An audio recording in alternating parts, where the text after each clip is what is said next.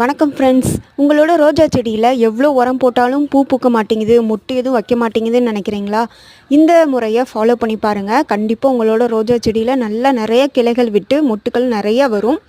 இது எப்படி அப்படின்னா, ஒரு 1 லிட்டர் தண்ணியில் இந்த ஃபார்முலாவை 1 ஸ்பூன் போட்டு நல்லா கலக்கி இந்த செடியிலலாம் தெளித்து கீழே அந்த ரூட்லலாம் நல்லா வேர்லலாம் படுற மாதிரி தண்ணி ஊற்றுனீங்கன்னா நல்லாவே ரிசல்ட் கொடுக்கும். நான் நல்லா தெளிச்சுட்டு புதினா செடியோட தண்டை தான் நான் ஃபஸ்ட்டு விட்டேன். ஆனால் அந்த செடி கூட நல்லா துளிர் விட்டு நல்லா அழகாக இலையெல்லாம் விட ஆரம்பிச்சிருச்சு. அந்த அளவுக்கு நல்லாவே ரிசல்ட் கொடுக்கும்.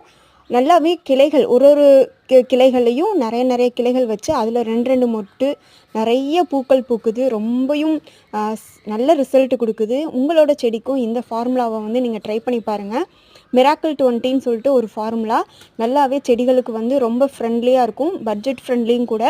இதை காய்கறி செடிக்கு, பூக்கள் செடி, எந்த ஒரு பூச்செடியும் போட்டுக்கலாம், எந்த ஒரு காய்கறி செடிகளுக்கும் போட்டுக்கலாம். இந்த மாதிரி திறக்கிறப்பே ரொம்ப நல்ல மனம் வரும்.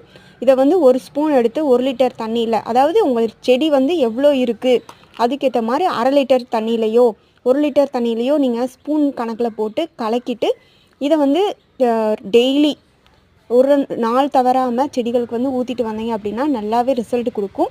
இந்த முறையை ஃபாலோ பண்ணி பாருங்கள். நல்லாவே செடிகள் எல்லாமே பூக்கள் பூக்கும், கிளைகளும் நல்லா வளரும். உங்களுக்கும் ரொம்ப சந்தோஷமாக இருக்கும். பதிவை பார்த்ததற்கு நன்றி.